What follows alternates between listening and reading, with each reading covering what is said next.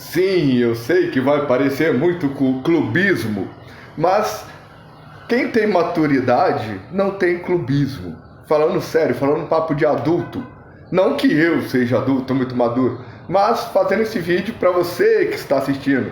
Para você que está assistindo, se você que está assistindo é adulto e maduro e não tem clubilidade, clubismo, mimimis e etc e tal.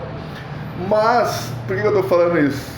Vou falar do Flamengo, campeão da Copa do Brasil 2022. Antes de falar do Flamengo, porque eu quero falar do Flamengo, quero fazer um questionamento para você que acompanha futebol há mais tempo, que conhece mais a história do futebol. Teve algum clube brasileiro que em 5 anos ganhou tantos títulos quanto o Flamengo? Que disputou tantas finais quanto o Flamengo? Mesmo não tendo ganho, né? Porque para Libertadores, nos últimos 4 anos seguidos, o Flamengo chegou na final da Libertadores, ganhou 2 e perdeu 2. Tem algum outro clube brasileiro, desde que existe o futebol brasileiro, tem algum clube brasileiro, algum time brasileiro que disputou 4 Libertadores seguidas e ganhou pelo menos 2? Tem algum outro time assim, na história do Brasil que tem tantos títulos quanto o Flamengo tem nos últimos 4 anos, nos últimos 5 anos? Considerando só, não os últimos, mas considerando só 5 anos da história. Todo clube tem mais de 5 anos de vida, né? Tem clubes que tem 50, 60, 100, cento e poucos anos.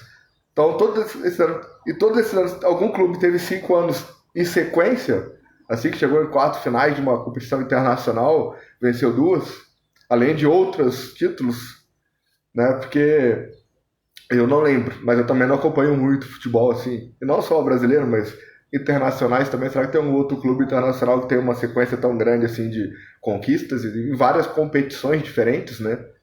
E esse ano de 2022, o Flamengo vai chegar a 77 jogos, quando fechar o ano, daqui a 2 meses, o Flamengo vai fechar com 77 jogos. E falam que é o recorde, né, do clube brasileiro do ano e dos últimos anos de jogar tantos jogos. E jogou tantos jogos porque chegou na final em todas as competições que disputou. Começou o ano mal, perdendo o Carioca, mas chegou na final do Carioca, mas perdeu. Mas aí depois, Copa do Brasil, chegou na final, venceu.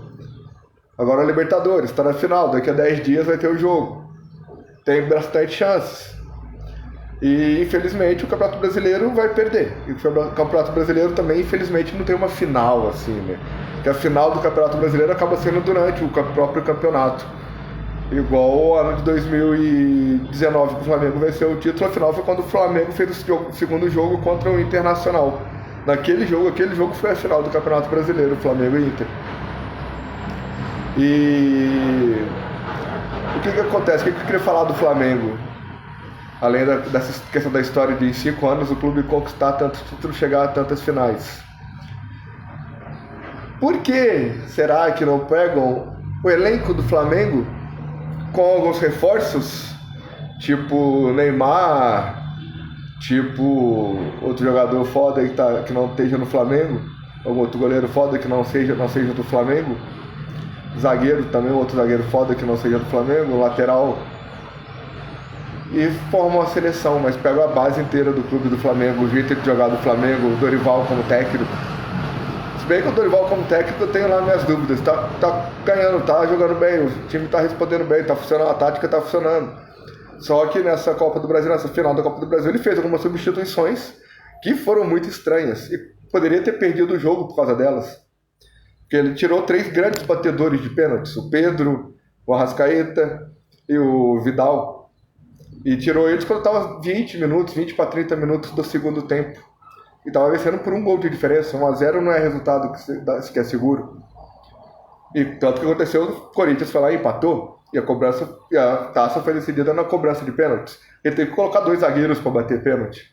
Sorte que os zagueiros são bons, são competentes, técnicos e tal. Mas ele perdeu 3 grandes batedores porque substituiu eles durante o jogo, sem necessidade.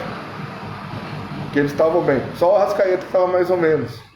Mas o Pedro e o Vidal estavam bem. Estavam jogando bem, estavam com disposição, estavam com garra. O jogo estava rendendo. Mas enfim, tá aí o questionamento, né? Pegar um jogador, desmontar a seleção com base no Flamengo, será que não daria mais certo?